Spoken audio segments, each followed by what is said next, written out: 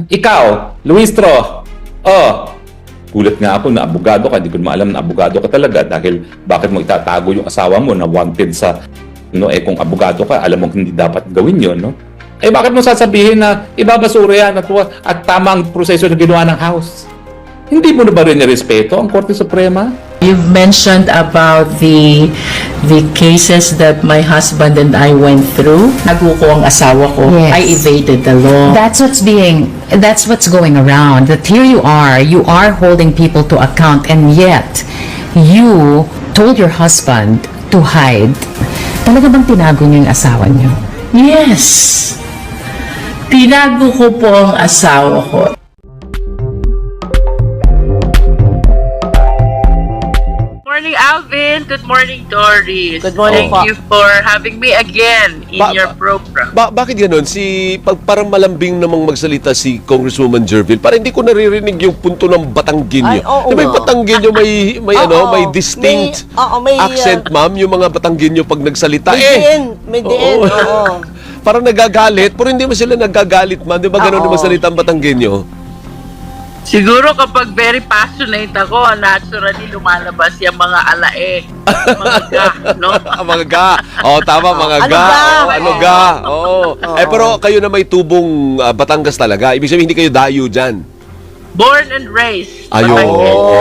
Dapat certified Batanggenya. Pero hindi ko naman nanaisin na magalit sa partner. Para lang lumabas yung, baka nakakatakot naman magalit yung Jinky. At saka baka labasan tayo ng mga balisong. Katakot. Anyway, ma'am, napatawag kami. I know, medyo hindi na kayo naka-focus ngayon sa mga interviews dahil syempre, partner, nangangampanya mga ito. Re-electionist ka ba, ma'am? Come again? Re-electionist po kayo? Yes. Ayun. Siyempre, busy siya, partner, sa kanyang re-election campaign. At the same time, preparation for the impeachment trial. Pero nagulantang kami, Congresswoman, dahil may in-expose po ang kabaro ninyo, si Congressman Ortega, meron pa pala ibang pangalan bukod doon sa Mary Grace Piatos at Kokoy Villamine. Marami pa palang lumutang? That is correct, Alvin, no? Names like Pia Piatos Lim and Renan Piatos. Mukhang family members ng Piatoses, no? And we also have one Xiaomi 8 na this is actually sounding like the 2018 cellphone brand, no? I wish to add also, Alvin, no, that based on PSA's verification, OVP to ha, OVP Confidential Fund. Out of 1,992 names of recipients, around 670 lang yung may possibility for matching with the PSA records, no? So, it only shows that around 1,300, the highest possibility is fictitious names din ito. Opo. So, anong implication nun if indeed these names are fictitious? Well, it only shows that there is a clear case of falsification of document, no? Making it appear that somebody received a certain amount of money when in fact this personality is fictitious. So the question is, meron ba talaga silang pinagbigyan na recipient? And if there is so, sino yan? Why does the document do not reflect the identity of these recipients, no? If the recipients are fictitious, it only shows that they falsified the acknowledgement receipts and the other supporting documents of the confidential fund of the OVP. Hindi ba what we're pwedeng talking about here is OVP, ha? Pero hindi ba pwedeng alias lang? Kasi confidential, by the word itself, confidential fund. Hindi ba pwedeng ang depensa ng office ng Vice President, ni Vice President Sara, hindi confidential agent yan, hindi pwedeng pangalanan yan. Kasi malalagay sa alanganin. Alam mo kasi, Alvin, if you will be making a review of all our investigations in the Blue Ribbon, the Good Government Committee, no, there was never an occasion that they claimed that they deliberately used a fictitious name. That is one. Second, if they will be using a fictitious name, I understand that in the joint circular, dapat meron pa ring logbook disclosing the real identity of these fictitious names. And third, I humbly submit and maintain a strong position na hindi po ito allowed. Otherwise, anong purpose nitong joint circular? Anong purpose of asking for all these documents if at all, fictitious rin lang naman pala at mga Opo. fake names ang gagamitin, di ba? Opo. Meron tayong mga requirements sa joint circular, ilagay sa sealed envelope, ilagay sa vault. So, ano ba to? Are we doing this for what? To protect the real identity of the people when in fact the identities which are being used are fake already.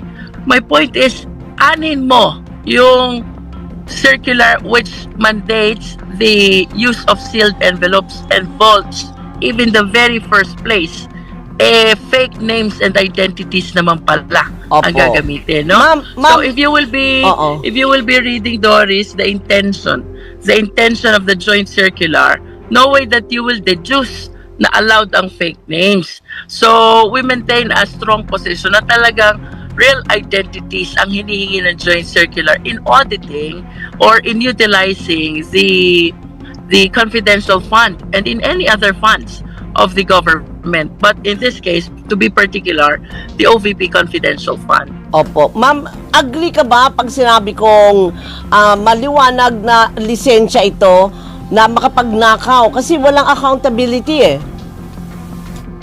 Somehow, yes, Doris. Somehow, yes, no? Kasi from the very start nung tinatanong natin si Attorney Tamora, if you remember her, she's, I believe, one of the officials in ICFAO, no? Intelligence and Confidential Fund, no? ICFAO Auditing Office, something like that. Sabi ko, vine-verify nyo ba yung mga pangalan na nandun sa acknowledgement receipts? No.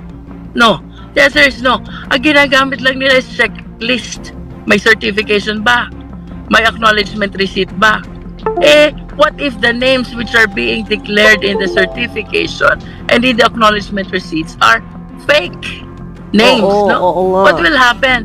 From the very admission of Attorney Tamora, they do not verify beyond what is written in the documents. Checklist lang. So, what can we see from the checklist? O, nakita mo may acknowledgement receipt, but you were not able to find out kung yung tao bang nandun sa acknowledgement receipts ay totoong tao o hindi. Opo. Pero hindi ho ba sa ibang ahensya na merong confidential funds din at namimigay din ng mga ganyan sa mga agents nila, ganun lang din ang requisite? Yes, I believe so. Pero ito kasi, Alvin, kaya naging subject matter siya ng investigation. In the first place, nagkaroon siya ng notice of disallowance. No? Ayun. So it caught the attention of the Congress during the budget briefing. And if you remember, wala pa ito sa inquiry, wala pa ito sa Blue Ribbon. Nasa budget briefing pa lang, we discovered the notice of disallowance. We wanted a clarification, an explanation from the DepEd and the OVP. And nobody wished to explain kung ano itong mga irregularities na nakita natin sa notice of disallowance. As a matter of fact, hindi lang natin ito nakita sa confidential fund. We also saw this in the regular funds of both the OVP and the DepEd. Kung na-explain lang sana ng maayos during the budget briefing at naging satisfactory yung explanation, baka hindi na ito humantong sa inquiry.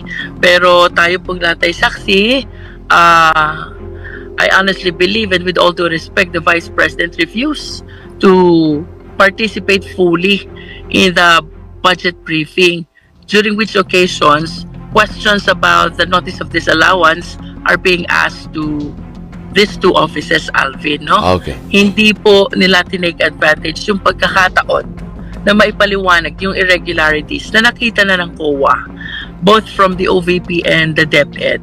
And that led us to conducting an inquiry in aid of legislation dito na nga po sa Blue Ribbon Committee, otherwise known as Committee on Good Government, kung saan nakita pa natin po yung mas malalim na problema about the utilization of confidential fund. Kung may 5 minutes pa tayo na iwan, hingi lang kami ng update. Ready na po ba kayo? Kasi isa din partner ito sa magiging prosecutors. Ano po? Ready na po ba kayo doon sa impeachment trial, Congresswoman?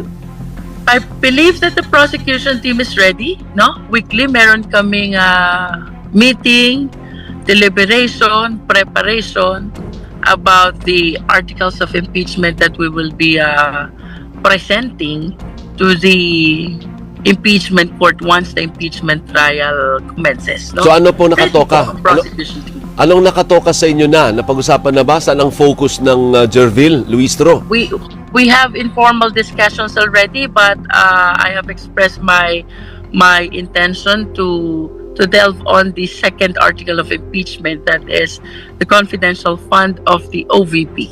Yun na nga, yun yung pinag-usapan natin. Sa iyo pala nakatoka ito. Actually, not only me, Alvin, no? Marami kami kasi maraming issues surrounding the confidential fund of the Office of the Vice President. And for the Department of Education, ito naman yung payola envelopes na umikot sa Department of Education as admitted already by 3 DepEd officials. Ito yung third article of impeachment, and other members of the prosecution team will be taking care of this. Okay. Tapos yung private prosecutor po ninyo, nakakuha na ba tayo? Sino yung ninyo private prosecutors nyo? There are volunteer private prosecutors, no? Kaya lang at this point in time, we have not finalized them yet, the list of the private prosecutors, kaya hindi pa namin kayang i-disclose. But some of them are in constant communication already with the entire prosecution team of the House. How many private prosecutors do you need? We could not ascertain yet the number of private prosecutors. I honestly believe wala namang restrictions pagdating sa mga volunteer private prosecutors. Although pagdating sa public, the rules provide na 11 kami. 11 yung sa House. Oo. Kaya lang pwede kasi na yung iba dyan hindi makabalik sa 20th Congress, ma'am. Hindi ho ba? That's why we need to pray na sana manalo lahat ng 11 prosecutors. Ayun, oo. So, baka yung mga private prosecutors, ma'am, sino magbabayad? Volunteer sila eh. Walang I wish to believe pro bono ito. Pro Kasi bono. volunteer eh. Nag-volunteer sila. They want to do this for the country. That's what they say. No? Ang sabi for the country daw Yes. Actually, come to think of it, pwede din partner for publicity. Goodwill ng law firm mo. Can you imagine nandun yung pinaka-name partner mo? Exactly. Nag-argue dun sa impeachment court. Hindi ho ba? I mean, it adds That also can be a prestige. consideration also. Pero madami ito, Alvin. Madaming nagpo-volunteer na private prosecutors. And this is the reason kung bakit hindi rin namin ma-disclose pa. We have to ascertain first kung sino ba ang mga ipuput on board natin dito sa prosecution panel. Sige. Na makakasama ng mga public prosecutors. One last point. Ano ang stance ninyo doon? Sabi ni Senate President Jesus Escudero, walang pirma ang makakapagbago ng isip ko. Kahit 1 million o ilang million pirmang makuha nyo dyan, yan ang gusto kong mangyari. July. June 2 resumption nila. Resumption, pero July 30 pa. 30 pa ang start ng trial. With all due respect sa ating Senate President, no?